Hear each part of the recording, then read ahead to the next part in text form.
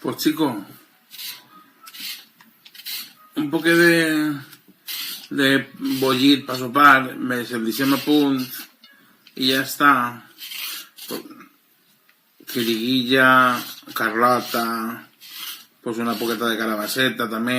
Jo a vegades li fique ceba, que la ceba, pugues o no, li dona alegria. No, ceba li va bé a un bollit, a un lo que vulguis, però una tortilla en la vida, amiga. Imagina que... Ai, si no està. En què estic parlant tot el dia avui? Cari? Pupitú? Ah, pues no está. Me ha quedado loca completamente, Me ha quedado como una vaca sense esquellat. Bueno, pues nada.